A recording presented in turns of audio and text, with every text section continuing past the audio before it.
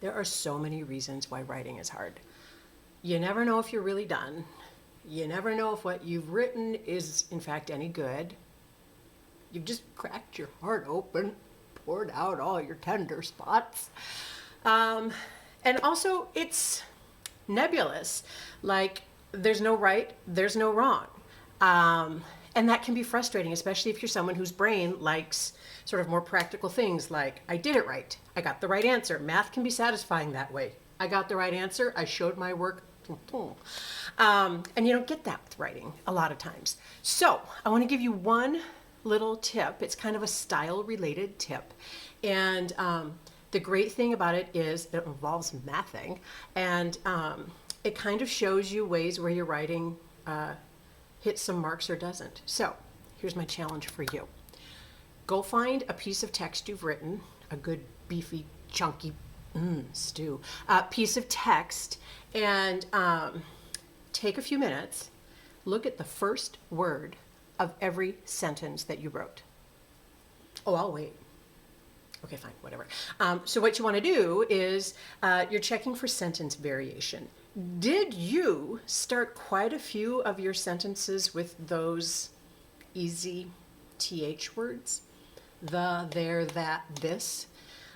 These are the easiest sentence starters. And if we're not really thinking and being conscious of it, we can start so many sentences in the same paragraph. You know, there can be a lot of the. Or another example would be if you're writing something personal, you've started a whole lot of sentences with I.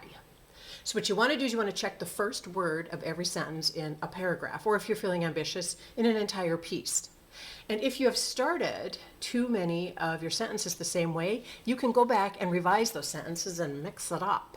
So you could take a little phrase from the end of a sentence, try starting the sentence with it. You could add on transitional words like also, however, or you could combine two separate sentences together. So you start to play around a little bit with mixing things up simply because you've noticed that you're getting repetitive, a little monotonous in the way you're starting your sentences. Related to this, also talking about sentence variety, would be the length and rhythm of the sentences that you are writing. We fall into habits where maybe we write a whole bunch of short sentences, or we always just go for a medium-length sentence. Now, ideally, what you would do is you would have some short, some medium, some long. So you'd have a mixture so that your writing has more rhythm. And again, it's a monotony thing. So if you're always like dun dun dun dun dun period, dun dun dun dun dun period. And it's much better if you have some, I mean, think of writing and think of language as being musical, and it's much more interesting if you have something that's very flowing and you have some things that are sort of punchy and staccato. You could look at the same piece of text and take a few minutes and count the number of words in each sentence that you wrote. Oh, again, you mean wait, okay. I mean, I'll just be here. Oh, you're back already? Okay. So you're going to count it up. You can even write above each sentence, 11, 18, 17, 10. And maybe you will notice you do have a tendency to always kind of go for the same length of sentences.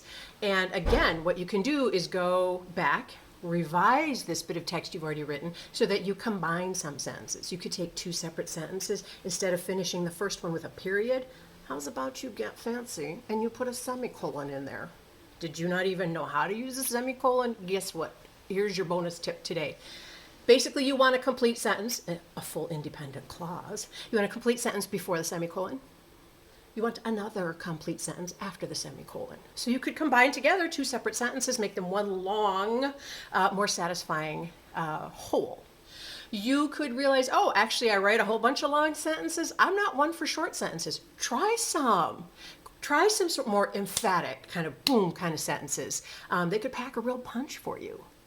So in this world of writing where you're thinking, I never know if am I doing it right? I don't know. You can at least work on your personal style and on developing it if you just pour out your ideas to begin with. Just do the typing, get it all out, and then make yourself stop. Go back, look at the first word of every sentence in that chunk of text. Have you been monotonous and repetitive? Hey, spice, pick it up. And then do the counting of the words. That's the mathing. You got to count. And see, Do you have a range? Do you have some sentences that are maybe 6 words long and others that are like 44 words long? That makes for a very interesting rhythm. Ooh, and it makes your English teacher dance.